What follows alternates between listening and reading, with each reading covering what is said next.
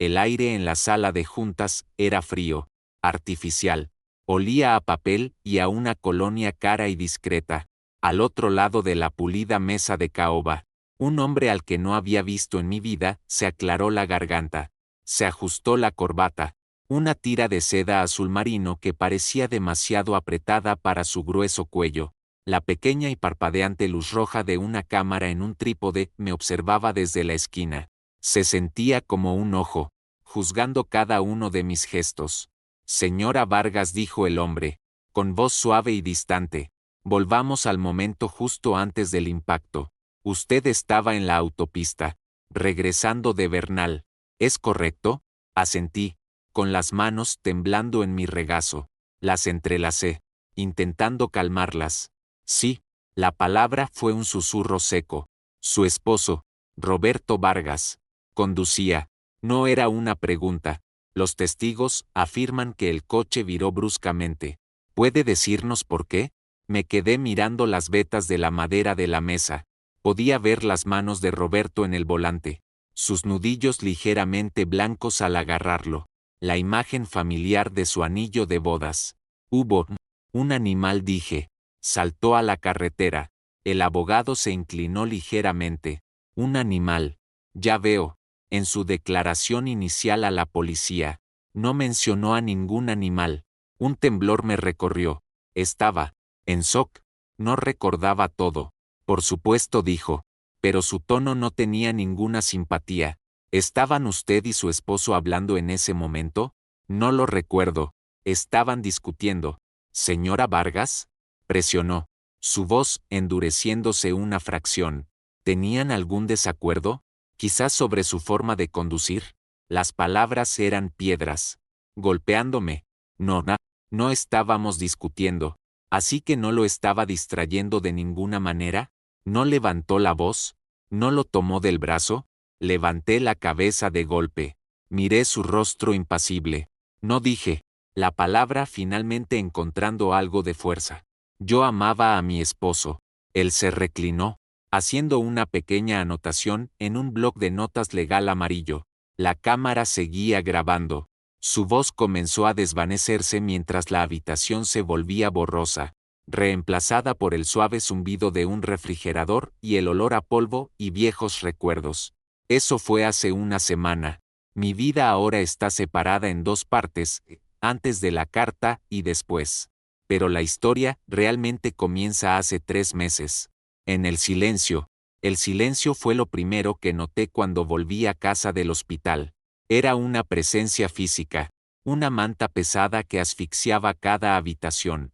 Durante 45 años, esta casa había estado llena de ruido, la risa estruendosa de Roberto, el sonido de nuestro hijo, Miguel, practicando con su guitarra en la adolescencia, el traqueteo de ollas y sartenes de mi nuera, Sofía, probando una nueva receta, y más recientemente, la dulce y aguda charla de mi nieta, Lily, mientras corría por los pasillos. Sus pasos un pequeño y alegre tamborileo. Ahora, no había nada. El silencio era un recordatorio constante de lo que había perdido, y de lo que había sobrevivido. Me movía por las habitaciones como un fantasma, mi cuerpo un mapa del accidente, un dolor sordo en mis costillas que se agudizaba con cada respiración profunda, una cojera que favorecía mi pierna izquierda, donde los médicos habían puesto una varilla de metal, pero el dolor físico era un susurro comparado con la herida abierta en mi alma, culpa del sobreviviente, la había llamado la terapeuta del hospital, un término clínico y ordenado para un monstruo que vivía dentro de mi pecho, comiéndome viva desde adentro. ¿Por qué yo? ¿Por qué fui la única que salió con vida? O, más exactamente, la única que fue sacada con vida. La gente de Querétaro intentó ser amable. Los vecinos dejaban ollas de caldo de pollo en mi porche, sus recipientes devueltos limpios pero sin ninguna nota de agradecimiento.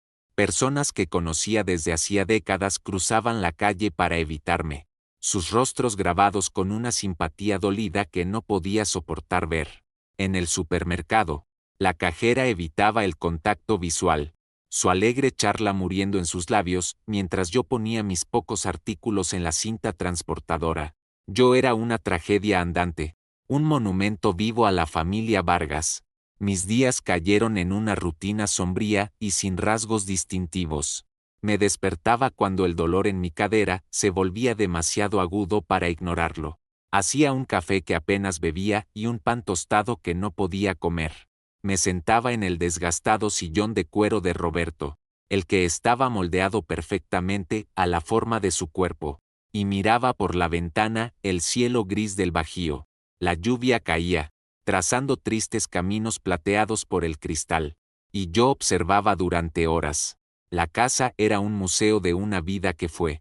La cerámica a medio terminar de Sofía estaba en una mesa en el cuarto de invitados, cubierta por una fina capa de polvo. Un libro de historia que Miguel había estado leyendo estaba en la mesita de noche, con un marcapáginas a la mitad de un capítulo sobre la Revolución. En el cuarto de Lily, sus crayones todavía estaban esparcidos en su pequeña mesa de arte, un dibujo de un sol sonriente y torcido pegado a la pared. No podía obligarme a tocar nada. Mover algo sería admitir que realmente se habían ido, que no estaban solo en un largo viaje y que no entrarían por la puerta en cualquier momento. Algunos días, les hablaba. Roberto, las bugambilias están floreciendo, le susurraba a la silla vacía. Te habría encantado lo rojas que están este año. Lily, cariño, decía, de pie en la puerta de su habitación. La abuela tiene un nuevo cuento para ti. Pero la única respuesta era el silencio sofocante. Mi cuñado, Eduardo, había venido una vez, unas semanas después del funeral. Era el hermano menor de Roberto, un hombre que siempre había vivido a la sombra de Roberto y llevaba sus resentimientos como un abrigo raído. Se paró torpemente en mi sala, negándose a sentarse. Sus ojos, pequeños y duros, recorrían la habitación, evaluando los muebles, las pinturas en la pared. Es una verdadera lástima, Elena había dicho, con voz áspera, una verdadera tragedia. Yo había asentido, demasiado entumecida para hablar. Arrastró los pies. Roberto tenía un buen seguro de vida. He oído. Y esta casa vale un dineral ahora. Las palabras quedaron suspendidas en el aire, frías y feas. Solo lo miré fijamente. Debió haber visto la expresión en mi rostro porque vaciló. Solo digo, que es bueno que estés bien cuidada. Se aclaró la garganta y luego, mientras se daba la vuelta para irse, murmuró las palabras que se convertirían en el himno de mis pesadillas. Las palabras que se forjarían en un arma legal contra mí. Aún así dijo, sin mirarme, no es justo. Toda la familia se fue. Tú también deberías haber muerto. Se fue antes de que pudiera reaccionar. La puerta principal cerrándose con un suave clic que resonó en la casa silenciosa como un disparo. El monstruo en mi pecho rugió, porque sus palabras eran un eco perfecto de los pensamientos que me atormentaban cada noche. 3 meses después del accidente, las ollas de caldo dejaron de llegar. Las llamadas telefónicas de condolencia se redujeron a nada. Me quedé sola con mis fantasmas y el silencio. Fue en una de esas tardes grises y lluviosas de martes que llegó la carta. Recuerdo que el cartero se alejaba. El motor de su moto, un zumbido alegre en la calle, por lo demás tranquila. Cojeé hasta el buzón, mi cadera protestando a cada paso. Había facturas, correo, basura y un sobregrueso de color crema. El remitente era un bufete de abogados de la Ciudad de México del que nunca había oído hablar. Mi primer pensamiento fue que tenía algo que ver con el testamento de Roberto. Un último papel que firmar. Me senté en la mesa de la cocina, la misma mesa donde mi familia había compartido miles de comidas, y la abrí con un cuchillo de mantequilla. El papel era pesado, oficial. Mis ojos escanearon el denso texto legal, tratando de dar sentido a la jerga. En nombre de nuestro cliente, el señor Eduardo Vargas. Mi corazón dio un vuelco doloroso. Una demanda por homicidio culposo. Las palabras nadaron ante mis ojos. Las leí de nuevo, y luego una tercera vez. mi mente negándose a aceptar su significado, alegando que la negligencia de Elena Vargas fue una causa directa y próxima del accidente vehicular que resultó en la muerte de Roberto Vargas, Miguel Vargas, Sofía de Vargas y Liliana Vargas. Negligencia, mi negligencia. El cuchillo de mantequilla se deslizó de mis dedos entumecidos y cayó al suelo con un estrépito. La carta continuaba, detallando la reclamación. Decía que yo tenía un historial de distraer a mi esposo mientras conducía. Decía que mis acciones en ese fatídico día lo llevaron a virar. Exigía una compensación económica por la pérdida de su hermano, sobrino y su familia. Exigía todo, la casa, los ahorros, el dinero del seguro. Exigía la vida misma que Roberto había construido para protegernos. Pero fue el párrafo final lo que me destrozó. Era una reafirmación formal y legal del veneno que Eduardo había susurrado en mi sala. Me acusaba de ser la razón por la que mi familia estaba muerta. Era una declaración de que yo era la que merecía haberse ido. Me quedé sentada allí durante mucho tiempo, la carta temblando en mi mano. La tranquila cocina parecía presionarme. El zumbido del refrigerador se hizo más fuerte, más amenazador. El tic-tac del reloj en la pared sonaba como una cuenta regresiva. Cada tic era una acusación. Mi culpa, mi culpa, mi culpa. Pensé en las manos de Roberto en el volante, en la risa de Sofía mientras leía un pasaje de su libro en voz alta desde el asiento trasero, en Miguel señalando un halcón que volaba en círculo sobre nosotros, en Lili, tarareando una cancioncita para sí misma, su pequeña cabeza apoyada en mi hombro. El recuerdo era tan claro, tan dolorosamente vívido, y luego, el chirrido de los neumáticos, el horrible vuelco en mi estómago, el mundo dando tumbos, un desastre caótico de cristales rotos y metal gritando, y luego, silencio, un tipo diferente de silencio, el silencio del final, pero no fue mi final. La carta era una confirmación de mi miedo más profundo y secreto. No fue solo un accidente trágico y aleatorio, fue un castigo, y yo era la castigada, dejada atrás para vivir con las consecuencias. Eduardo no solo había presentado una demanda, había dictado una sentencia, había mirado en el rincón más oscuro de mi alma, y le había dado un nombre a mi culpa, la había llamado justicia. Los días que siguieron a la llegada de la carta son un borrón de miseria gris. No contesté el teléfono cuando sonaba. Su alegre timbre parecía una burla. No abrí las cortinas. La casa se convirtió en mi tumba, y yo era su ocupante voluntaria. Las palabras de la demanda se repetían en mi mente en un bucle despiadado: negligencia, causa directa, homicidio culposo. Ya no eran solo términos legales. Eran mi identidad. Eduardo tenía razón. Yo había sobrevivido. ¿Y para qué? Para rondar los pasillos de esta casa vacía. Un recordatorio constante y doloroso de todo lo que se había ido. Quizás darle la casa y el dinero era una forma de penitencia. Un pequeño precio a pagar por el crimen de respirar cuando mi familia no lo hacía. La idea de luchar, de contratar a un abogado, de sentarme en salas como la de mi declaración, se sentía imposible. Requería una fuerza que ya no poseía. Requería una fe en mí misma que había muerto en esa autopista.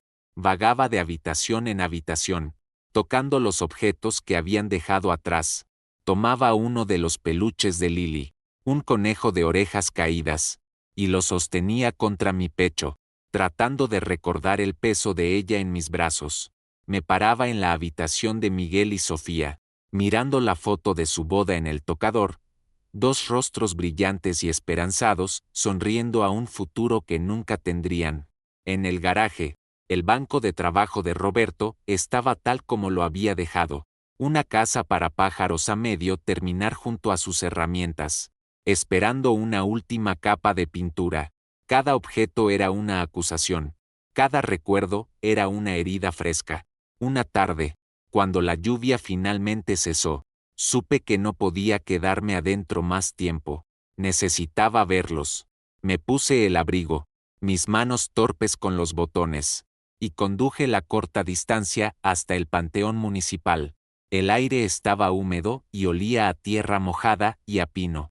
Caminé por el sendero familiar, mi cojera más pronunciada en el terreno irregular. Y allí estaba, una única y pulida losa de granito gris, austera contra la hierba verde. Vargas, Roberto amado esposo, padre y abuelo, Miguel amado hijo, esposo y padre, Sofía amada hija, esposa y madre, Liliana amada hija y nieta, 4 nombres, una piedra, un mundo entero condensado en unas pocas palabras cinceladas. Caí de rodillas sobre la hierba húmeda, el frío filtrándose a través de mis pantalones. Tracé sus nombres con las yemas de mis dedos. La piedra lisa e implacable bajo mi tacto. Lo siento tanto, susurré. Las palabras ahogadas por un sollozo que me desgarró el pecho. Roberto, mi amor. Lo siento tanto. Debería haber. No lo sé. Debería haber hecho algo. Les hablé a todos. Le pedí disculpas a Miguel por no poder proteger a su familia. Le dije a Sofía cuánto extrañaba su risa. Le dije a Lily que todos los cuentos del mundo se sentían vacíos sin ella para escucharlos.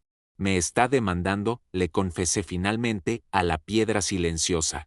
Eduardo, dice que fue mi culpa, y creo que tiene razón. Tiene que ser así. ¿Por qué otra razón estaría yo aquí y ustedes? ¿Ustedes no?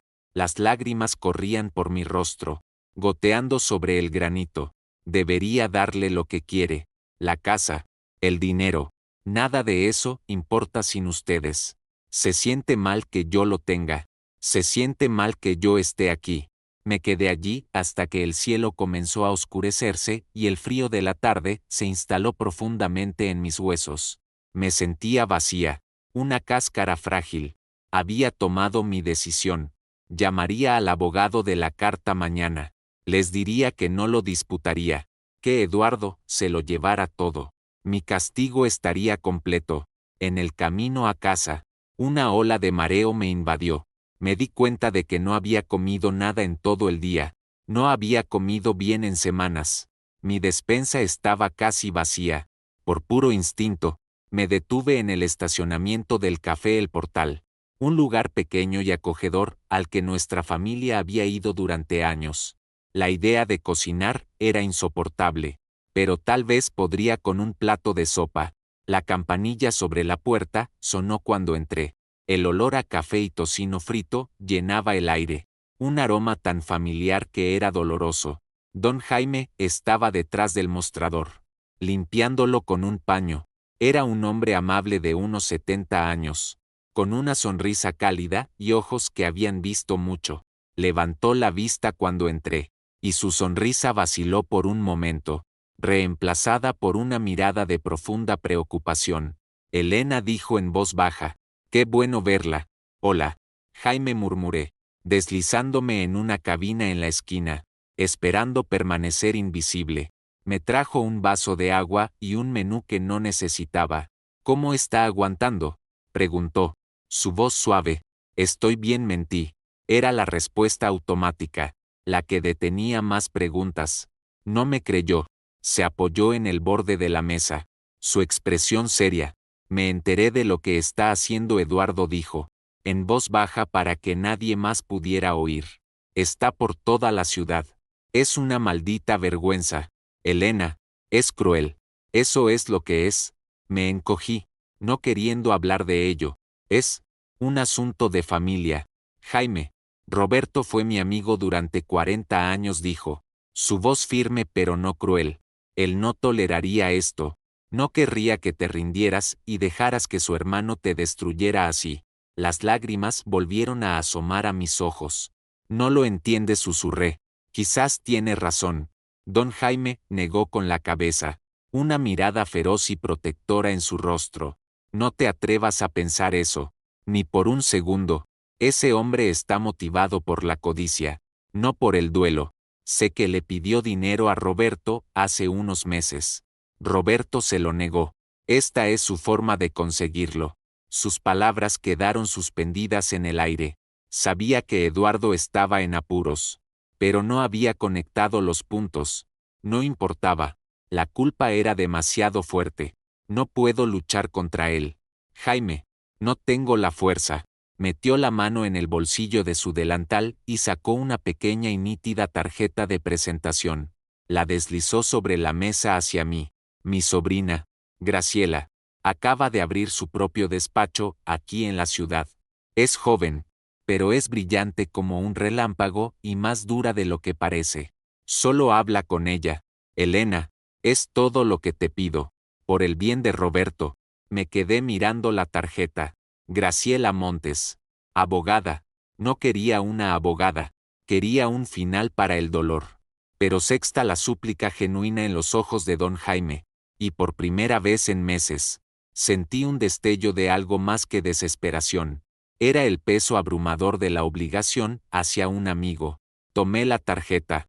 2 días después, me encontré de pie fuera de una pequeña oficina en la calle principal. El letrero era nuevo, la pintura aún brillante. Estuve a punto de darme la vuelta una docena de veces. Mi corazón latía con un pavor familiar, pero la imagen del rostro preocupado de don Jaime, y la súplica silenciosa de los nombres en esa piedra de granito, me empujaron hacia adelante.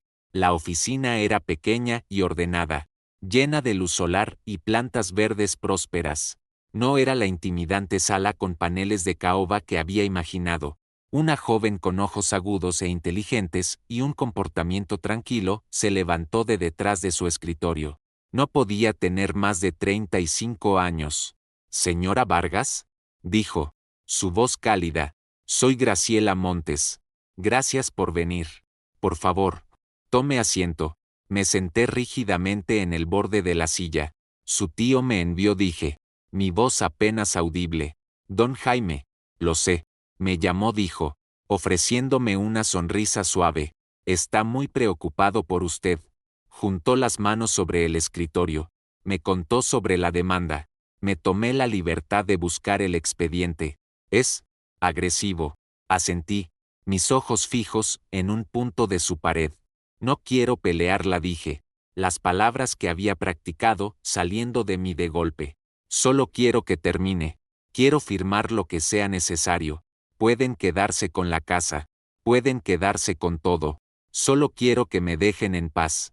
Graciela escuchó pacientemente. Su mirada nunca abandonó mi rostro. No interrumpió. Cuando terminé, el silencio en la habitación era diferente al de mi casa.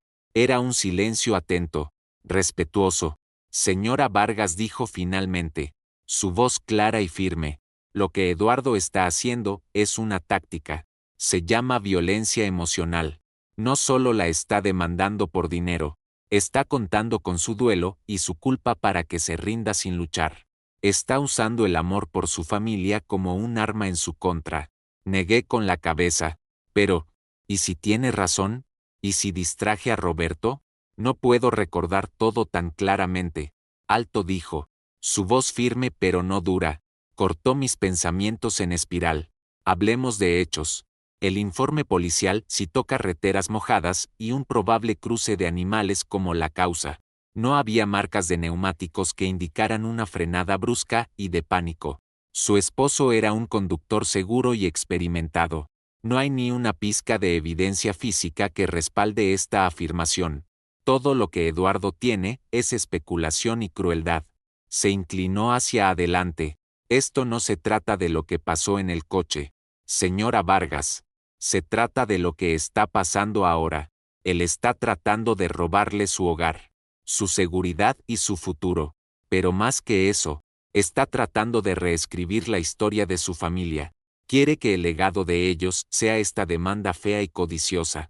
Quiere que sus últimos recuerdos de su esposo estén manchados de duda y culpa». Sus palabras me golpearon con la fuerza de un golpe físico. Reescribir la historia, manchados de duda y culpa. Tenía razón. Eso es exactamente lo que estaba sucediendo. Mis hermosos recuerdos estaban siendo deformados, envenenados por las acusaciones de Eduardo. La historia de amor que había abarcado casi 50 años se estaba reduciendo a un único y cuestionable momento. «No puedo decirle qué hacer», continuó Graciela, su voz suavizándose. «Si quiere rendirse, La ayudaré a negociar los términos más pacíficos posibles. Pero quiero que sepa que tiene una opción. No tiene que aceptar su versión de la verdad. Podemos luchar contra esto. No solo por la casa o el dinero. Podemos luchar por el honor de su esposo. Podemos luchar por la memoria de su familia. Podemos luchar por usted. Por primera vez desde que leí la carta, sentí una lágrima deslizarse por mi mejilla que no nacía del duelo o la culpa. Era una lágrima de ira. Una ira caliente y purificadora. ¿Cómo se atrevía? ¿Cómo se atrevía Eduardo a intentar destruir lo único que me quedaba, mis recuerdos? ¿Cómo se atrevía a intentar profanar sus nombres por dinero? Miré a Graciela Montes. A sus ojos claros e inquebrantables. No solo me estaba ofreciendo asesoramiento legal, me estaba ofreciendo un salvavidas. Me estaba ofreciendo un escudo. Fue la primera persona que me miró y no vio a una víctima frágil o a una parte culpable. Vio a una sobreviviente. Una pequeña y frágil brasa de desafío comenzó a brillar en las frías y muertas cenizas de mi corazón. No era mucho, pero era algo. Tomé una respiración profunda y temblorosa.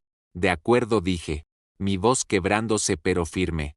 De acuerdo, luchemos. Salir de la soleada oficina de Graciela Montes fue como volver a un mundo cuyos colores habían sido ligeramente restaurados. El cielo gris no parecía tan opresivo. El aire húmedo no se sentía tan helado. Caminé hacia mi coche no como un fantasma, sino como una mujer con un propósito. Era un propósito frágil y aterrador. Pero era mío. La decisión de luchar se sintió como saltar de un acantilado en la oscuridad, esperando que algo, o alguien, me atrapara. Ese alguien era Graciela. A la mañana siguiente, nos reunimos de nuevo. Esta vez, tenía un bloc legal lleno de una escritura pulcra y precisa. Expuso los primeros pasos de la batalla que se avecinaba. El proceso se llama descubrimiento, explicó, con su voz calmada y metódica. Es donde ambas partes intercambian información. Nos enviarán una lista de preguntas que quieren que responda bajo juramento. Llamadas interrogatorios. Solicitarán documentos, registros financieros, registros telefónicos, cualquier cosa que crean que ayudará a su caso, y nosotros haremos lo mismo con ellos. La idea de que los abogados de Eduardo hurgaran en los detalles de mi vida, de mi matrimonio, formó un nudo frío en mi estómago. Están buscando cualquier cosa que sugiera un patrón de conflicto entre usted y Roberto, continuó Graciela, sus ojos encontrándose con los míos.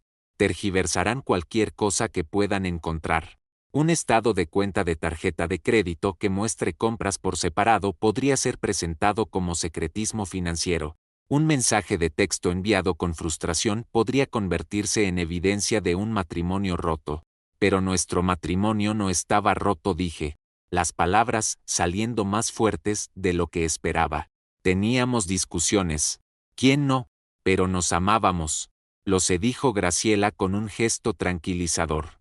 Y nuestro trabajo es demostrarlo. No vamos a jugar su juego. No vamos a combatir mentiras con más mentiras. Vamos a combatirlos con la verdad. Una verdad abrumadora e innegable. Deslizó un trozo de papel sobre el escritorio. Era una lista. Esta es su tarea, dijo. Quiero que reúna todo lo que cuente la historia de su vida con Roberto. Fotografías, cartas, viejas tarjetas de aniversario, cintas de video caseras, si las tiene, diarios, cualquier cosa que muestre la vida que construyeron juntos. Me quedé mirando la lista. Me estaba pidiendo que hiciera lo único que había estado evitando durante meses, retroceder deliberadamente al pasado, abrir las cajas que había mantenido selladas, física y emocionalmente. No sé si puedo, susurré. Sé que será doloroso, dijo Graciela con delicadeza. Pero estos no son solo recuerdos. Elena, en este momento, son nuestra mejor evidencia. Eduardo está pintando un cuadro de una pareja miserable. Necesitamos mostrarle a un jurado la verdad. Necesitamos mostrarles los 45 años de fiestas de cumpleaños, vacaciones, tardes tranquilas y bromas internas. Necesitamos mostrarles el amor de Roberto por usted. De su propio puño y letra. Tenía razón. Era un movimiento estratégico, una necesidad legal. Pero para mí, se sentía como un deber sagrado. Me estaban pidiendo que me convirtiera en la curadora de nuestra historia de amor, para protegerla de la profanación. El primer indicio de que la batalla ya había comenzado fuera de la oficina de Graciela llegó unos días después. Me había quedado sin leche y me obligué a ir al mercado local, al que había estado yendo durante décadas. Mientras caminaba por el pasillo de los lácteos, vi a Marta Gabilondo, una mujer de mi antiguo club de lectura. Marta, dije, una pequeña y esperanzada sonrisa en mi rostro. Era la primera vez que iniciaba una conversación en público desde el accidente. Sus ojos se abrieron de par en par por una fracción de segundo. La sonrisa amistosa que solía llevar se congeló en su rostro. Elena, hola, dijo, con la voz tensa. Agarró el mango de su carrito de compras. Sus nudillos blancos. No preguntó cómo estaba. No ofreció una palabra de simpatía. Simplemente asintió bruscamente. Dio la vuelta a su carrito con un chirrido de las ruedas y se apresuró por el pasillo como si yo llevara una enfermedad contagiosa. La frialdad de su reacción fue como una bofetada. Me quedé allí un largo momento, mi mano flotando sobre los cartones de leche, sintiendo el frío del aire refrigerado filtrarse en mi piel. De repente sentí que todos los ojos de la tienda estaban sobre mí. Agarré el primer cartón que pude alcanzar. Pagué en efectivo y huí, mi corazón martilleando contra mis costillas. Me dije a mí misma que lo estaba imaginando, que Marta solo estaba teniendo un mal día, pero volvió a suceder. En la oficina de correos, un hombre que conocía desde que Miguel estaba en las ligas infantiles me vio, hizo un gesto rígido e incómodo, y luego se interesó intensamente en un volante de un gato perdido. Los susurros también comenzaron. Podía sentirlos más que oírlos. Un silencio repentino cuando entraba en un lugar. Cabezas que se giraban. El cambio sutil, pero inconfundible, en la atmósfera del pueblo. Ya no era solo la trágica señora Vargas. Me estaba convirtiendo en otra cosa. La acusada. El punto de quiebre llegó cuando escuché a dos mujeres hablando cerca del mostrador de la farmacia. Estaba oculta por un alto exhibidor de vitaminas, esperando una receta para mi dolor de cadera. ¿Puedes creer el descaro?, susurró una de ellas. Demandar a su propia cuñada después de todo lo que ha pasado. Bueno, dijo la otra, su voz goteando falsa simpatía. Beverly me dijo que el abogado de Eduardo tiene pruebas de que ella y Roberto peleaban constantemente, siempre regañándolo por el dinero, por su forma de conducir. Es simplemente terrible. Aparentemente, era una mujer muy difícil. La sangre se me fue del rostro. Una mujer difícil. Estaban hablando de mí. Eduardo no solo estaba presentando una demanda, estaba envenenando metódicamente el pozo, convirtiendo a la comunidad que había llamado hogar en un jurado de extraños hostiles. Estaba tomando la simpatía que sentían por mí y retorciéndola en sospecha. Salí de la farmacia sin mi receta. Tan pronto como llegué a casa, cerré la puerta y llamé a Graciela. Mis manos temblaban tanto que apenas podía marcar el número. Le conté la conversación, mi voz quebrándose con una mezcla de rabia y desesperación. Esto es lo que hacen, Elena, dijo Graciela, su voz un ancla de calma en mi tormenta. Es una campaña de desprestigio clásica. No pueden ganar con los hechos. Así que atacan tu carácter. Filtran información falsa para crear una narrativa. No dejes que te afecte. Es una señal de debilidad por su parte. Pero le están creyendo. Grité. Son personas que conozco desde hace años. Entonces tenemos que ser más fuertes, replicó Graciela. Su voz inquebrantable. Por eso tu tarea es tan importante. Necesitamos construir una fortaleza de verdad tan alta que sus mentiras no puedan superar los muros. ¿Has empezado a buscar esos artículos? No lo había hecho. Había tenido demasiado miedo. Pero ahora, el miedo estaba siendo consumido por la ira. Me llamaron una mujer difícil. Llamaron a mi matrimonio un campo de batalla. Bien, Les mostraría lo que realmente era mi matrimonio. Esa noche, subí las desvencijadas escaleras plegables hacia el desván. El aire estaba cargado del aroma a cedro, polvo y tiempo. Era nuestro archivo, el lugar donde guardábamos la evidencia física de nuestras vidas. Cajas de cartón estaban apiladas contra las paredes, etiquetadas con la pulcra caligrafía de arquitecto de Roberto, adornos de Navidad, proyectos escolares de Miguel, impuestos. En el rincón más alejado, había un gran baúl de madera. No tenía etiqueta, no la necesitaba, era nuestro corazón. Levanté la pesada tapa. Encima había una pila de álbumes de fotos. Saqué uno y me senté en el suelo polvoriento, la única bombilla desnuda del techo, arrojando una cálida luz amarilla. Lo abrí en la primera página. Allí estábamos. Dos personas increíblemente jóvenes, entrecerrando los ojos bajo el sol brillante en nuestra luna de miel en Cancún. Roberto me rodeaba con el brazo. Su sonrisa tan amplia que parecía que podría partirle la cara en dos. Llevaba una camisa hawaiana, ridículamente llamativa, de la que me había burlado sin piedad. Recordaba ese día. Recordaba el sabor de la sal en el aire, el calor de su mano en la mía. Pasé la página. El primer cumpleaños de Miguel. Su cara manchada de pastel de chocolate. Unas vacaciones familiares a la Barranca del Cobre. Lili, apenas una niña pequeña sobre los hombros de Miguel. Sus manitas agarrando su cabello. Sofía y Miguel el día de su boda, mirándose con un amor incandescente que reflejaba lo que yo sentía por Roberto. Revisé álbum tras álbum. Las horas se desvanecieron. Estas no eran fotos de una familia en conflicto. Eran fotos de una familia que era profunda y felizmente contenta. No éramos perfectos. Teníamos nuestras luchas, nuestras preocupaciones, nuestros momentos de fricción. Pero los cimientos eran sólidos. Los cimientos eran el amor. Debajo de los álbumes había paquetes de cartas, atados con una cinta descolorida. Encontré un paquete del primer año que estuvimos casados, cuando el trabajo de ingeniero de Roberto lo llevó a un sitio remoto durante un mes. Desaté una y desplegué con cuidado el papel quebradizo. Su letra llenaba la página. Mi queridísima Elena, solo ha pasado una semana, pero el silencio en mi habitación por la noche es ensordecedor. No es un silencio real, no como el que compartimos. Este solo está vacío. Me encuentro volteando para contarte sobre mi día antes de recordar que no estás aquí. Extraño el sonido de tu risa más de lo que puedo decir.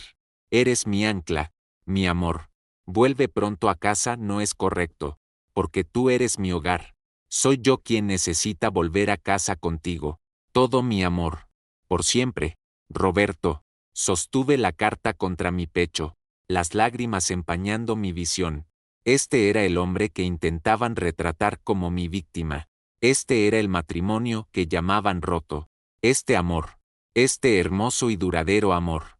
Era mi verdad. Pasé toda la noche en ese desván, rodeada de los fantasmas de mi vida, pero por primera vez, no me estaban atormentando, me estaban armando. Cada fotografía era un escudo, cada carta era una espada. Ya no era solo una viuda afligida, no era solo una demandada en un juicio, era una testigo, la última testigo viva de un gran amor, y que me condenaran si dejaba que Eduardo Vargas, o cualquier otra persona, contara una historia diferente, armada con el contenido del desván. Regresé a la oficina de Graciela, sintiéndome como un soldado preparándose para la batalla. Llevé cajas llenas de álbumes, cartas e incluso algunos de los viejos diarios de Roberto, donde ocasionalmente anotaba sus pensamientos. Graciela y yo pasamos una tarde entera extendiendo los artefactos de mi vida sobre su gran mesa de conferencias. Se sentía extraño e íntimo compartir estos momentos privados con alguien que, hasta hace poco, era una extraña, pero Graciela manejó cada artículo con una silenciosa reverencia que me tranquilizó. No solo buscaba pruebas, estaba escuchando la historia. Tomaba una foto y yo le contaba sobre el día en que fue tomada. Un desastroso viaje de campamento, donde llovió todo el tiempo pero nos reímos tanto que nos dolían los costados. El día en que Miguel se graduó de la universidad. Y Roberto estaba tan orgulloso que no podía dejar de aplaudir. Incluso después de que todos los demás se habían sentado. La mañana de Navidad en que Lily recibió la casa de muñecas que Roberto había pasado meses construyendo en secreto para ella en su taller. Esto es, Elena, dijo Graciela, sus ojos brillando mientras observaba el extenso collaje de nuestra vida. Esta es nuestra fortaleza. El caso de ellos está construido sobre una base de arena. El nuestro está construido sobre esto, sobre roca. Pero el otro lado estaba ocupado construyendo su propia narrativa. Unas semanas después, recibí un paquete grueso por correo. Era su primera ronda de interrogatorios. Páginas y páginas de preguntas intrusivas y personales. Cada una diseñada para ser una pequeña y afilada puñalada.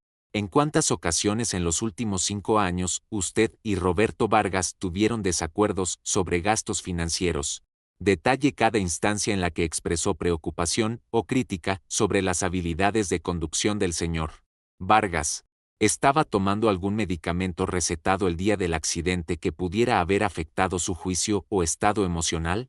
Graciela me había advertido que esto sería invasivo, pero verlo en blanco y negro me hizo sentir violada.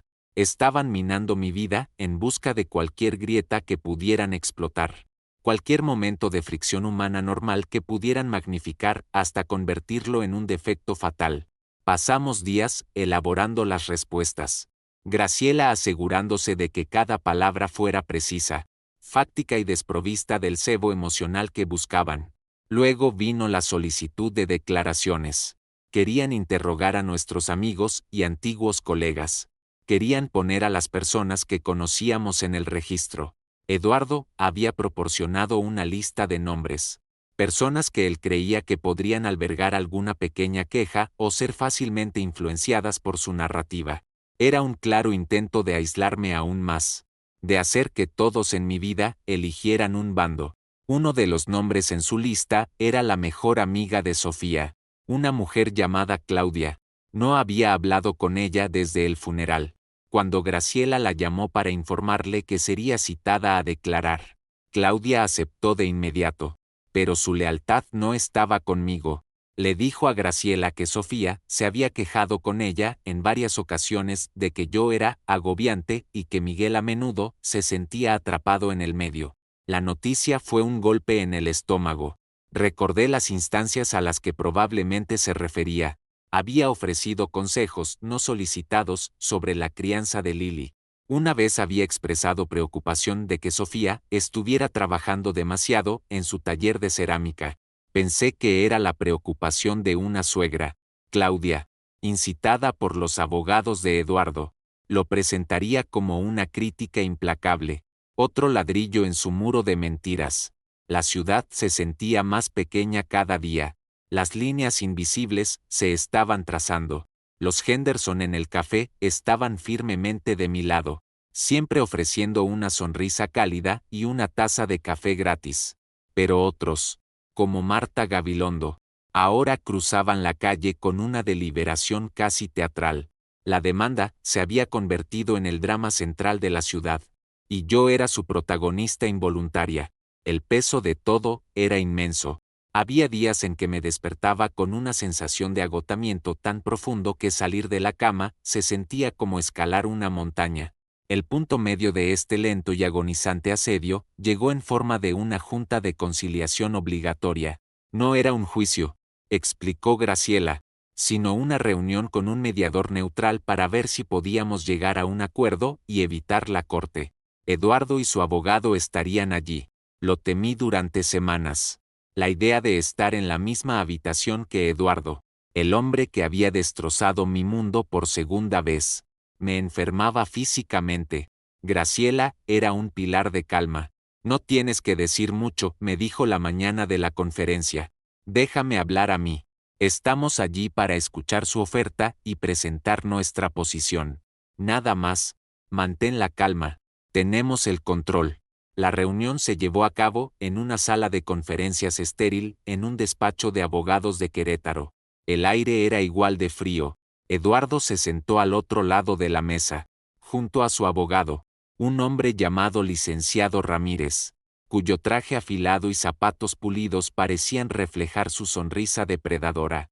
Eduardo no me miraba, miraba sus manos. Su rostro, una máscara de resentimiento hosco. El licenciado Ramírez comenzó ofreciendo sus condolencias poco sinceras. Luego lanzó su ataque. Pintó un cuadro de mí como una mujer controladora y ansiosa que había llevado a Roberto a la tumba con sus preocupaciones. Habló de mis quejas constantes y arrebatos emocionales como si fueran hechos establecidos. Me senté allí, agarrando los brazos de mi silla, mis nudillos blancos, mientras Graciela tomaba notas con calma. Su expresión indescifrable. Mi cliente, el señor Vargas, no es un hombre vengativo, dijo Ramírez, exudando falsa sinceridad. Está de luto por la pérdida de su amado hermano, pero también cree en la justicia, cree que se debe asumir la responsabilidad. Entonces llegó el momento que lo cambió todo. Tenemos pruebas, dijo Ramírez, haciendo una pausa para un efecto dramático, de que el comportamiento de la señora Vargas no era solo un patrón general, sino un problema específico el día del accidente. Hemos obtenido mensajes de texto del teléfono de la señora Vargas. La sangre se me heló. Miré a Graciela, confundida. Habíamos entregado todos mis registros telefónicos. No había nada. Ramírez deslizó un trozo de papel sobre la mesa. Era la impresión de un único mensaje de texto. Era mío, enviado a mi hijo, Miguel, 3 días antes del accidente. Miré las palabras, mis propias palabras, ahora retorcidas en un arma. Ya vamos camino a la peña. Tu padre maneja como si le persiguiera el diablo otra vez.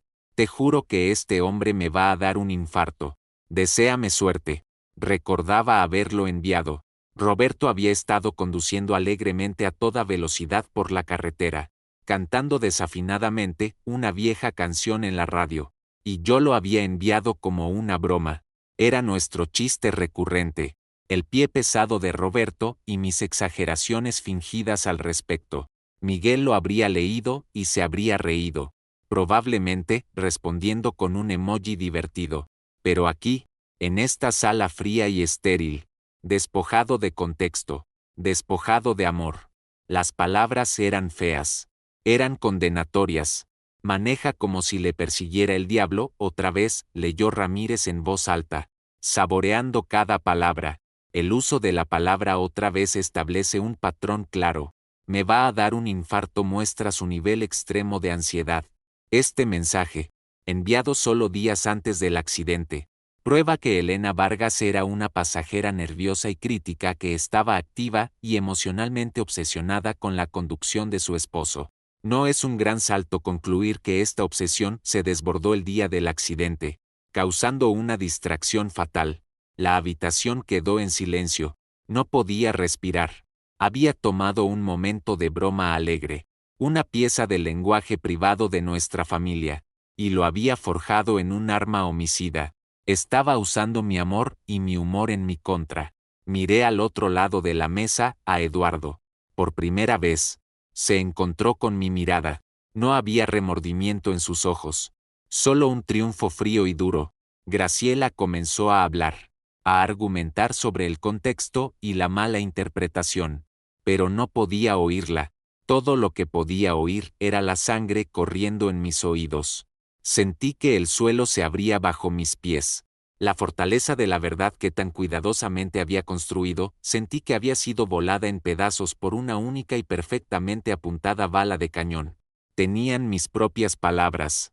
¿Cómo podría luchar contra mis propias palabras?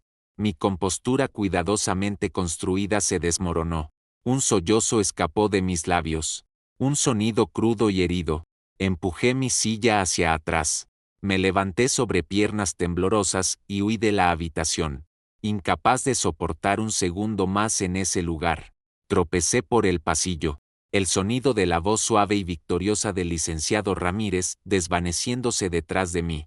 reemplazado por el eco monstruoso de mis propias palabras de broma. Maneja como si le persiguiera el diablo. Mi culpa. Me derrumbé en un banco en el vestíbulo, con el rostro entre las manos. El dique cuidadosamente remendado de mi dolor rompiéndose por completo. La demanda ya no era solo una batalla legal, era una disección pública de mi vida, donde cada recuerdo era un crimen potencial, y cada palabra que había dicho podía ser usada para condenarme. Y en ese momento, sentada en el frío e impersonal vestíbulo de un bufete de abogados, ya no estaba segura de poder ganar, ya no estaba segura de merecerlo. Graciela me encontró en el vestíbulo unos minutos después. Todavía estaba acurrucada en el banco, una ruina de mujer tratando de mantenerse entera en un espacio público. Se sentó a mi lado, sin hablar, solo colocando una mano firme en mi hombro. El simple contacto humano fue tranquilizador. Nos vamos, dijo, su voz suave pero firme. No había juicio en ella, solo una tranquila resolución. Me ayudó a ponerme de pie. Me condujo a la tarde gris de Querétaro y me llevó a casa en un silencio que se sentía compasivo en lugar de vacío. Cuando llegamos a mi casa, me acompañó adentro. Me derrumbé en el sillón de Roberto, el familiar cuero gastado, ofreciendo poco consuelo. Ganó, ¿verdad? Dije, mi voz hueca, con ese mensaje de texto. ¿Qué podemos decir? Son mis palabras. Elena, mira, me dijo Graciela, arrodillándose frente a mí para que nuestros ojos estuvieran al mismo nivel. Escucha con mucha atención. Hoy no perdimos nada. Vimos su mejor carta. Ese mensaje de texto es la pieza de evidencia más fuerte que tienen. ¿Y qué es? Un único mensaje fuera de contexto. Es endeble y manipulador. Pero no es una prueba irrefutable. Ramírez solo lo hizo sentir así porque es un matón teatral. Pero me hace ver. Horrible, susurré, como si fuera miserable, como si odiara cómo conducía. Por supuesto que sí. Ese es todo el punto, dijo, su voz recuperando su agudo filo analítico. Todo su caso es una ilusión. Es una historia que están contando. Y por un momento en esa habitación, creíste su historia en lugar de la tuya. No dejes que hagan eso. No dejes que ellos sean los autores de tu vida. Sus palabras tenían sentido a nivel intelectual, pero mi corazón estaba magullado y maltratado. La humillación pública, la torsión de mi broma privada en algo feo, me había sacudido hasta la médula. Durante los siguientes días, me encerré de nuevo en mí misma. La fortaleza había sido violada, y no tenía la fuerza para reparar los muros. Dejé de contestar las llamadas de Graciela. Dejé que los periódicos se acumularan en el porche. La casa estaba en silencio de nuevo, pero esta vez el silencio se sentía menos como duelo y más como derrota. Me sentía perseguida por la familia que había perdido, y ahora, estaba perseguida por la mujer que le decían al mundo que yo era. ¿Era yo esa persona? ¿Una esposa regañona y ansiosa? ¿Una suegra crítica? Cuando te cuentan una historia sobre ti mismo suficientes veces, empiezas a preguntarte si es verdad. La demanda de Eduardo se había convertido en un espejo distorsionado, y estaba empezando a ver al monstruo en el reflejo. Dejé de ir al desván. Las fotos y las cartas ahora parecían una mentira. Quizás todas esas fotos sonrientes solo ocultaban una infelicidad más profunda. Quizás las amorosas palabras de Roberto eran solo una costumbre. La duda es un veneno, y yo lo estaba bebiendo, dejando que se filtrara en cada recuerdo que tenía. Una noche, incapaz de dormir, me encontré de pie en la entrada de la habitación de Lily. Era el único lugar que no había tocado. No realmente, era casi un santuario. Su cama todavía estaba hecha, sus peluches favoritos dispuestos en la almohada. Su pequeño escritorio estaba desordenado con dibujos y materiales de manualidades. Sentí una necesidad desesperada y dolorosa de sentirme cerca de ella, de la única persona en mi vida cuyo amor había sido puro, simple y sin complicaciones. Me senté en el borde de su pequeña cama, el colchón apenas hundiéndose bajo mi peso. Mis ojos se posaron en una caja de colores vivos metida debajo de su escritorio. Era una caja de zapatos, cubierta de brillantina y pegatinas. En la tapa, con una cuidadosa caligrafía infantil, estaban las palabras, caja de recuerdos de Lily. Mis manos temblaron al alcanzarla. No había mirado adentro desde el accidente. No sabía si podría soportarlo, pero la necesidad de conectar era más fuerte que el miedo al dolor. Levanté la tapa. Dentro había una colección de tesoros de una niña, una piedra lisa y gris de la playa, un huevo de petirrojo, milagrosamente intacto, un boleto de su primera película, una flor prensada de mi jardín. Cada artículo era un recuerdo diminuto y perfecto, y metido en la esquina, debajo de un collar de cuentas de plástico, había un pequeño cuaderno de espiral. Su diario. Mi primer instinto fue cerrar la caja. Un diario es algo privado. Se sentía como una violación. Pero entonces, sexta la portada. Había dibujado una imagen de ella y yo. Dos figuras de palitos sonrientes tomadas de la mano. Encima, había escrito, Lily y Abue, con una respiración profunda.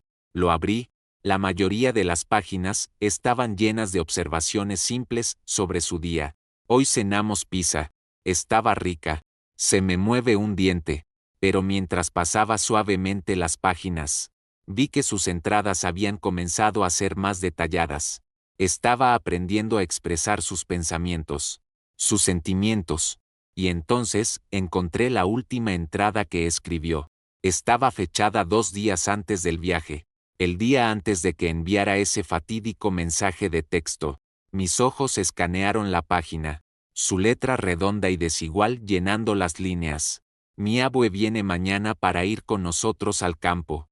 Estoy muy emocionada. Va a traer su libro de cuentos especial. Ella cuenta los mejores cuentos. Hace voces chistosas para todos los animales. Mami dice que mi abue es la mejor cuentacuentos del mundo. Cuando Lee se siente como un abrazo. Quiero mucho a mi abuela. Es mi mejor amiga. El cuaderno se deslizó de mis dedos y cayó en mi regazo. Leí las palabras de nuevo. Y luego, una tercera vez. Dejando que me bañaran. Un bálsamo cálido y sanador en mi alma herida. Se siente como un abrazo. En ese momento, el espejo distorsionado se hizo añicos. El monstruo que habían creado se desvaneció, reemplazado por la imagen de una mujer que hacía que su nieta se sintiera amada y segura. Una mujer que era una cuentacuentos. Una mujer que era una mejor amiga. Esta era la verdad. No las palabras retorcidas de un mensaje de texto, sino las palabras puras y honestas de una niña. Esta era mi fortaleza. Esta era mi roca. Lily, en su inocencia, me había dado un arma más poderosa que cualquier argumento legal. Me había devuelto a mí misma. En ese mismo instante, un nuevo pensamiento comenzó a formarse. Una conexión que no había hecho antes. Lily amaba mis historias. Y yo fui bibliotecaria durante 40 años. Mi vida se basó en historias, en palabras, en contexto y significado. Eduardo y su abogado intentaban ganar con una frase, arrancada de su contexto, pero yo tenía una biblioteca entera, una oleada de energía, de claridad pura y justa, pulsó a través de mí. Me levanté, fui a mi estudio y comencé a escribir. Escribí todo lo que podía recordar sobre mi relación con Roberto y su forma de conducir. Escribí sobre los innumerables viajes por carretera que habíamos hecho, las aventuras a través del país. Escribí sobre cómo le enseñó a Miguel a conducir en esas mismas tranquilas carreteras de Querétaro. Escribí sobre su meticulosa atención al mantenimiento del coche, su orgullo por su perfecto historial de conducción. Y luego escribí sobre la broma de manejar como si le persiguiera el diablo. Comenzó hace 20 años, en un viaje a la Huasteca Potosina. Estaba tan emocionado por llegar que conducía un poco demasiado rápido, y llora. En un momento de drama juguetón, me llevé la mano al pecho y declaré que era un loco que me iba a matar. Se rió tan fuerte que tuvo que detenerse. A partir de entonces, Se convirtió en nuestro chiste, un término de cariño, casi, una broma privada que señalaba el comienzo de una aventura. No era una queja, era una tradición. Escribí durante horas, las palabras brotando de mí. Cuando terminé, tenía páginas y páginas de contexto, la historia completa. A la mañana siguiente, llamé a Graciela. Estoy lista, dije, mi voz clara y fuerte. Quiero que programes mi declaración. Quiero contarles mi historia. Hubo un momento de silencio al otro lado de la línea. Elena, dijo ella, su voz llena de un cauto alivio. ¿Qué pasó? Encontré una nueva prueba, le dije. Es de un testigo muy confiable. No le dije que era del diario de Lily. Eso era para mí. Esa era la fuente de mi fuerza. El combustible secreto para el fuego que acababa de reavivarse. Pero la fuerza en sí misma. Eso era para que todos lo vieran. Ya no era una víctima acobardada en las ruinas. Era Elena Vargas. Era esposa, madre, abuela, y era la guardiana de nuestra historia. Y finalmente, estaba lista para contarla. El día de mi segunda declaración se sintió completamente diferente al primero. El aire en la sala de conferencias era igual de frío. La sonrisa del abogado Ramírez igual de depredadora. Pero algo dentro de mí había cambiado. Ya no era un animal asustado, acorralado por cazadores. Entré con la cabeza en alto, con Graciela a mi lado. Llevaba las palabras de Lily en mi corazón como un escudo oculto. Se siente como un abrazo. El licenciado Ramírez comenzó con la misma confianza arrogante que había mostrado en la Junta de Conciliación. Claramente creía que me había quebrado. Volvió al mensaje de texto casi de inmediato, colocando una impresión del mismo sobre la mesa entre nosotros como si fuera una carta ganadora. Señora Vargas, comenzó, inclinándose hacia adelante. Volvamos a este mensaje que le envió a su hijo. Tu padre maneja como si le persiguiera el diablo otra vez. Una elección de palabras fuerte. ¿No estaría de acuerdo? Era una broma, dije con calma. Mi voz uniforme. Lo miré directamente a él. No a la mesa. No a la cámara. ¿Una broma? Se burló. No parece una broma. Señora Vargas. Parece una petición de auxilio. Una declaración de miedo. Eso es porque no tiene el contexto, repliqué. Las palabras pueden tener diferentes significados, dependiendo de la historia de la que forman parte. Usted ha elegido contar una historia con esa frase. A mí me gustaría contar la historia completa, antes de que pudiera interrumpir. Comencé, les conté sobre el viaje a la Huasteca Potosina 20 años atrás. Describí la emoción contagiosa y juvenil de Roberto, la forma en que tamborileaba con las manos en el volante al ritmo de la radio. Relaté mi jadeo dramático, mi mano en el corazón, y el sonido de su estruendosa risa que llenó nuestra vieja camioneta. Se convirtió en nuestra señal privada, expliqué. Mi voz firme, llena de la calidez del recuerdo, significaba, allá vamos de nuevo. Otra aventura. Era un término de afecto. Licenciado Ramírez. Era parte del lenguaje de nuestro matrimonio. Cuando le envié ese texto a mi hijo, él supo exactamente lo que significaba. Sabía que su padre estaba feliz, que estábamos emocionados y que yo lo estaba bromeando juguetonamente. Nos habría imaginado en la carretera, cantando con la radio, a punto de comenzar unos días maravillosos en nuestro lugar favorito. Hice una pausa, dejando que el silencio se asentara. La sonrisa de Ramírez había vacilado. Él era un narrador, pero yo era una bibliotecaria. Conocía el poder de una narrativa mejor que él. Usted ha intentado retratar a mi esposo como un hombre imprudente y a mí como su pasajera aterrorizada, continué, mi voz ganando fuerza. Pero la verdad es que Roberto Vargas era el hombre más seguro que he conocido. No solo al volante de un coche.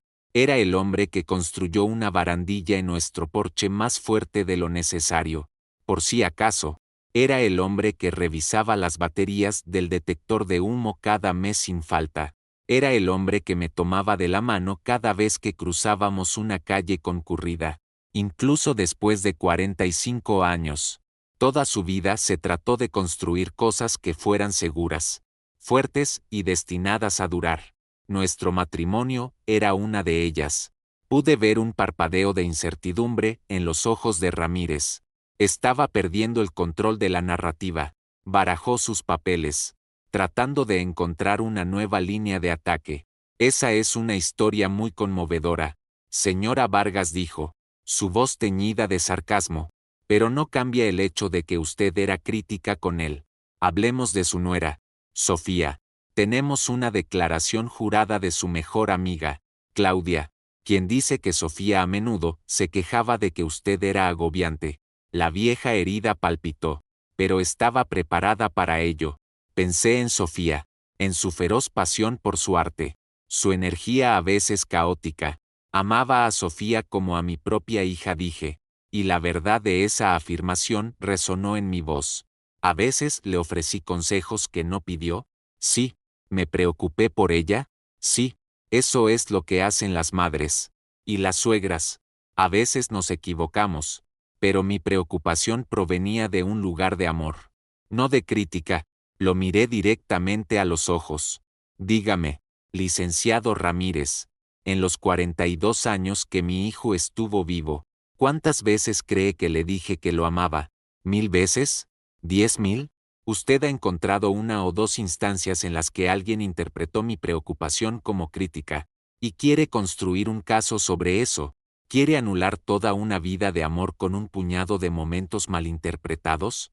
Eso no es justicia, eso es desesperación.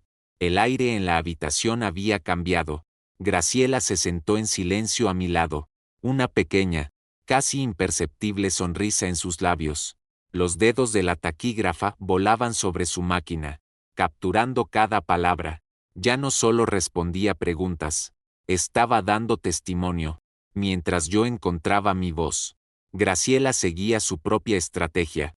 Había solicitado una orden judicial para los registros financieros de Eduardo. Era una posibilidad remota.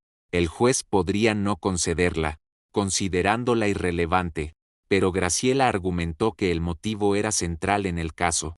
¿Esta demanda nació de una creencia genuina o de la desesperación financiera? Su apuesta dio frutos. El juez estuvo de acuerdo. Una semana después, Graciela me llamó. Su voz era eléctrica. Los tenemos. Elena, sus registros bancarios, sus estados de cuenta de tarjetas de crédito, todo. ¿Y? Pregunté, mi corazón latiendo con fuerza. Está ahogado, dijo. Tiene una segunda hipoteca sobre su casa que no puede pagar. Ha agotado 3 tarjetas de crédito. Tiene un préstamo comercial en mora. Pero aquí está lo mejor. 2 semanas antes del accidente, hizo una transferencia de 100,000 pesos a un sitio de apuestas en línea. Y una semana antes de eso, hay un registro de una llamada telefónica de su teléfono al de Roberto que duró 22 minutos. Las palabras de don Jaime volvieron a mi mente. Sé que le pidió dinero a Roberto hace unos meses. Roberto se lo negó. No fue hace unos meses. Fue días antes de que murieran. La pieza final del rompecabezas encajó en su lugar. Eduardo no solo había estado resentido, había estado desesperado. Probablemente había llamado a Roberto para rogarle dinero. Probablemente por última vez. Roberto, un hombre generoso pero también prudente, debió haberse negado a financiar el vicio de juego de su hermano. El duelo de Eduardo no era el combustible de esta demanda. Era la rabia de un hombre que se sentía con derecho al dinero de su exitoso hermano y se le había negado. El accidente, en su retorcida visión, no fue solo una tragedia, fue una cruel ironía. La fuente de su potencial salvación se había ido, y Yora, la sobreviviente, era el único obstáculo que quedaba entre él y el dinero que tan desesperadamente necesitaba. Este nuevo conocimiento solidificó mi resolución. Mi lucha ya no era solo por defender mi nombre y la memoria de Roberto. Se trataba de exponer una mentira grotesca y depredadora. Se trataba de proteger el legado de mi familia de un hombre que lo profanaría para su propio beneficio egoísta. El último paso antes de un posible juicio era una mediación ordenada por el tribunal. Era una última oportunidad para llegar a un acuerdo. Esta vez, No lo temí, lo recibí con agrado. Esto no sería una repetición de nuestra última reunión. Nos sentamos en la misma sala de conferencias, pero la dinámica de poder había cambiado irrevocablemente. Yo no era la mujer que huía llorando de antes. Era una sobreviviente que había encontrado su equilibrio. Graciela comenzó su presentación calmada, deliberada y devastadora. Expuso el informe policial. Leyó las declaraciones de amigos que hablaban de nuestro feliz matrimonio. Presentó las fotografías, las cartas, los diarios de Roberto. Reconstruyó sistemáticamente la fortaleza de nuestra vida. Luego, abordó el mensaje de texto. Relató la historia que yo había contado, la historia del viaje a la Huasteca, enmarcando el mensaje no como una queja, sino como un testimonio del profundo lenguaje privado de un matrimonio largo y feliz. Finalmente, se dirigió al motivo, con precisión metódica, expuso la evidencia de la ruina financiera de Eduardo, las hipotecas, la deuda de las tarjetas de crédito, las apuestas, y finalmente, el registro de la llamada telefónica a Roberto solo días antes de su muerte. Hizo una pausa y miró directamente a Eduardo. Así que, señor Vargas, esta demanda no se trata de una injusticia percibida, ¿verdad? Se trata de un agujero financiero que usted mismo cavó. Le pidió a su hermano un rescate, y él dijo que no. Esta demanda es su intento de obtener de su viuda el dinero que él se negó a darle cuando estaba vivo. El rostro de Eduardo, que había sido una máscara de indiferencia hosca, se puso de un blanco pastoso. Miró los documentos sobre la mesa como si fueran serpientes. El licenciado Ramírez intentó objetar, llamándolo una invasión de la privacidad, un asesinato de carácter. Pero sus palabras no tenían convicción. La ilusión se había hecho añicos. La verdad estaba expuesta sobre la mesa de la sala de conferencias. El mediador, un juez retirado con una mirada cansada pero perceptiva, miró a Eduardo. Hijo, dijo, su voz un murmullo grave, tiene un caso muy débil, y está a punto de tener un juicio muy público y vergonzoso. Le sugiero que piense mucho y muy bien en su próximo movimiento. La lucha había alcanzado su punto culminante. El impulso era nuestro, pero sabía que esto no había terminado. Ganar en una sala de conferencias no era suficiente. El veneno ya se había extendido por mi ciudad, por mi vida. Había una confrontación más que debía ocurrir. No para los abogados, sino para mí. Necesitaba mirar a los ojos al hombre que me hizo esto y tener la última palabra. El mediador nos dio un descanso, instando a Eduardo y a su abogado a tener una discusión franca en privado. Mientras se retiraban a una pequeña sala contigua, la tensión en nuestra sala de conferencias se desinfló, dejando atrás un pesado agotamiento. Se va a rendir, dijo Graciela, soltando un largo y lento suspiro. Ramírez es un tiburón, pero no es un idiota. Sabe cuando un caso está muerto. Aconsejará a Eduardo que lo retire. Asentí, pero sentí una extraña sensación de incompletitud. Una victoria legal se sentía hueca. Técnica.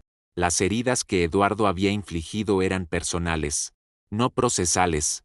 Sus acusaciones habían vivido en mi cabeza, en mi corazón, durante meses. No podía dejar que terminara con una firma silenciosa en un pedazo de papel, con él escabulléndose sin enfrentar nunca lo que había hecho. Graciela, dije, mi voz tranquila pero firme. Antes de que regresen, necesito hablar con él. A solas. Las cejas de Graciela se dispararon de sorpresa. Elena, esa no es una buena idea. Déjame manejar esto. No hay razón para que te expongas a eso. Sí, la hay, insistí. Una calma certeza asentándose sobre mí. Esto nunca fue solo sobre la ley para él. Y tampoco lo es para mí. Es sobre la familia. Es sobre Roberto. Necesito hacer esto. Estudió mi rostro por un largo momento. Viendo la resolución allí, hizo un pequeño y vacilante gesto de asentimiento. 5 minutos. Estaré justo afuera de la puerta. Fue y habló brevemente con el mediador. Unos momentos después, Eduardo salió solo de la sala contigua, su rostro pálido y demacrado. Su abogado, Ramírez, claramente lo había abandonado para enfrentar las consecuencias. Eduardo parecía perdido, disminuido, un hombre cuyo farol había sido descubierto de la manera más espectacular. Se estremeció cuando me vio parada allí, esperándolo. Quiero hablar contigo, Eduardo, dije. Mi voz no era de enojo, era simplemente clara, como una campana sonando en una habitación silenciosa. Tragó saliva y asintió, evitando mis ojos. Nos quedamos en medio de la habitación, la mesa de conferencias cargada con la evidencia de nuestras vidas entre nosotros. El silencio se alargó por un largo momento. ¿Por qué?, pregunté finalmente.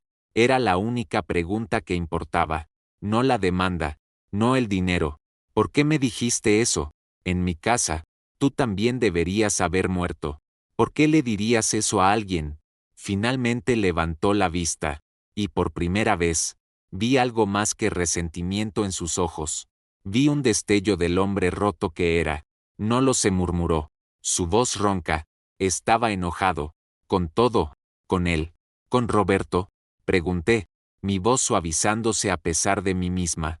¿Por qué estabas enojado con él? Porque siempre fue tan fácil para él.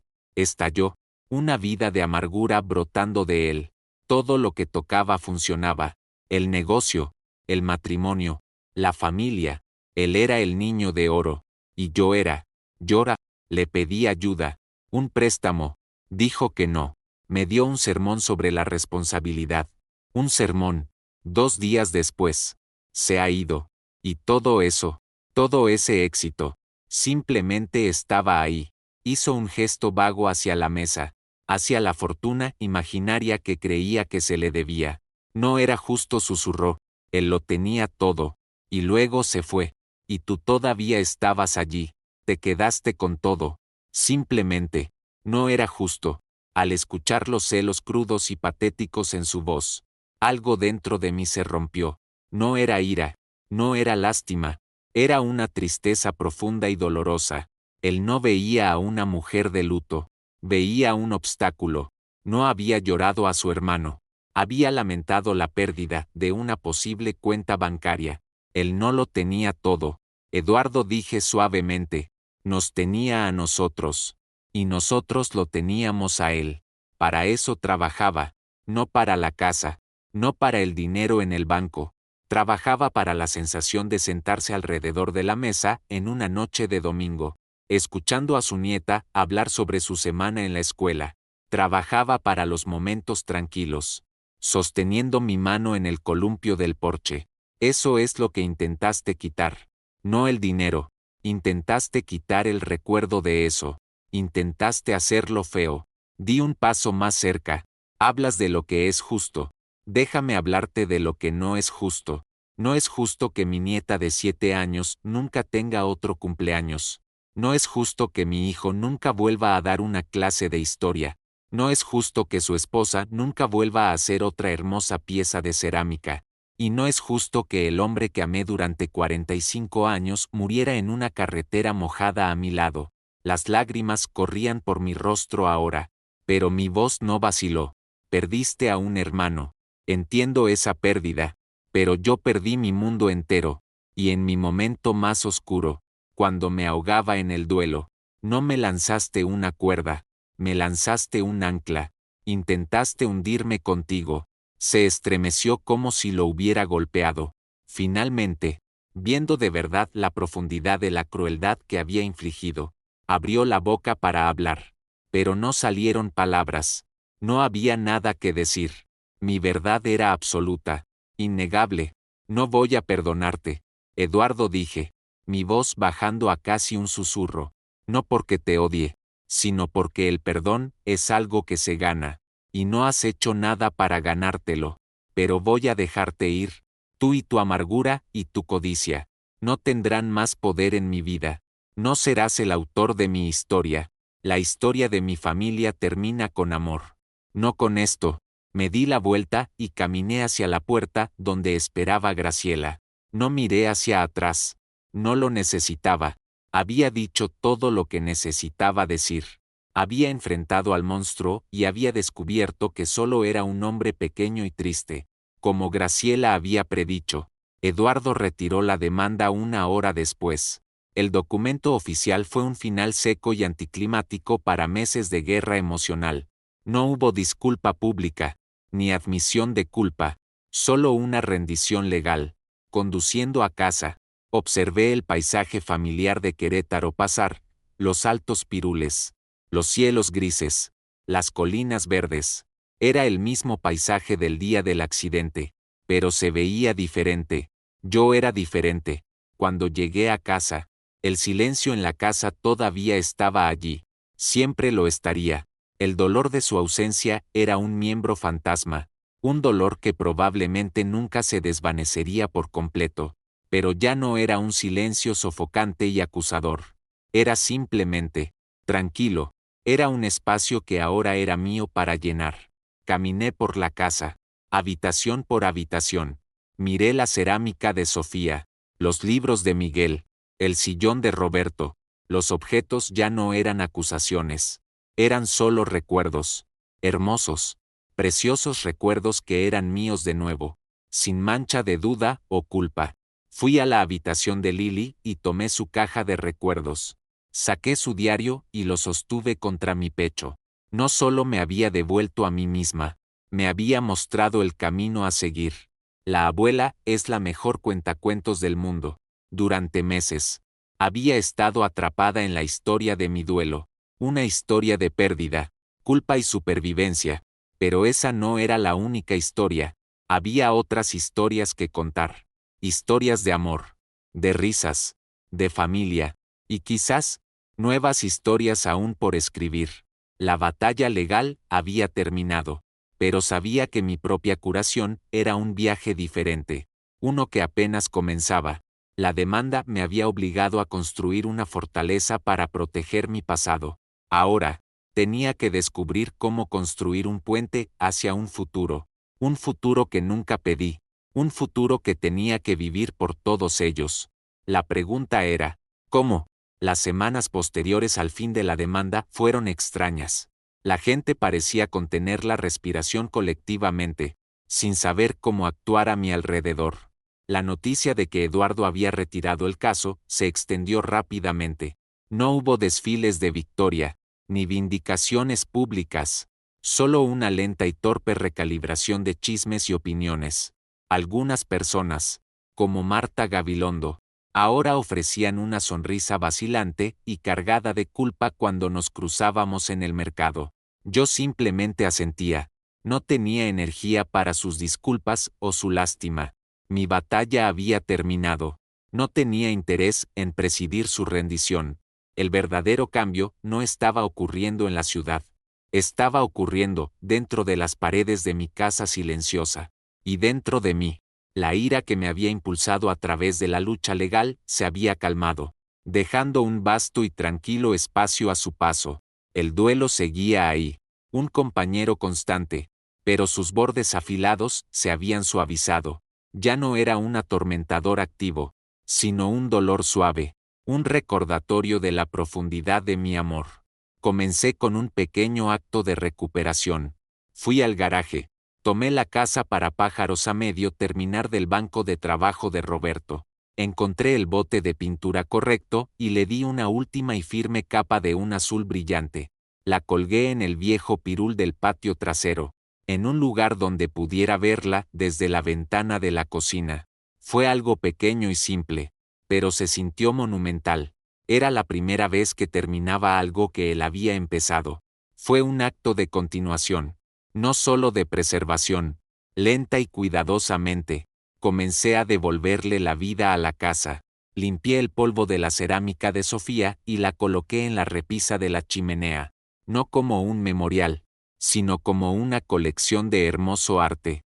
Tomé el libro de historia de Miguel de la mesita de noche y comencé a leerlo desde el principio. Quería ver el mundo a través de sus ojos por un tiempo. Pero la habitación de Lily seguía siendo mi santuario. Su caja de recuerdos ya no era una fuente de dolor, sino un manantial de propósito. Es la mejor cuentacuentos del mundo, Las palabras resonaban en mi mente, no como un recuerdo, sino como una instrucción. Un sábado soleado, a principios de la primavera, tomé un pequeño letrero de madera que había pintado y lo clavé en el césped cerca de la acera. Decía: la hora del cuento en el jardín de Lily. Sábados a las 10 am. Todos son bienvenidos. Tomé algunos de los libros de cuentos favoritos de Lily, una manta grande y una jarra de agua de limón, y los coloqué bajo el pirul, junto a la nueva casa azul para pájaros. No tenía idea de si alguien vendría. La idea era aterradora. ¿Y si no aparecía nadie? ¿Y si todos seguían demasiado incómodos, demasiado asustados para acercarse a la trágica señora Vargas? Me senté en la manta, mi corazón latiendo con fuerza, y esperé. A las 10:05, vi a una joven madre que reconocí de la biblioteca caminando vacilante por la calle con sus 2 hijos pequeños. Se detuvo en el borde de mi césped, mirándome con una expresión incierta. Le di una pequeña y genuina sonrisa. Hay mucha agua de limón, dije, mi voz más clara de lo que esperaba. Ella me devolvió la sonrisa, una mirada de alivio inundando su rostro, y guió a sus hijos hacia el césped. Unos minutos después, llegó otra familia, y luego otra.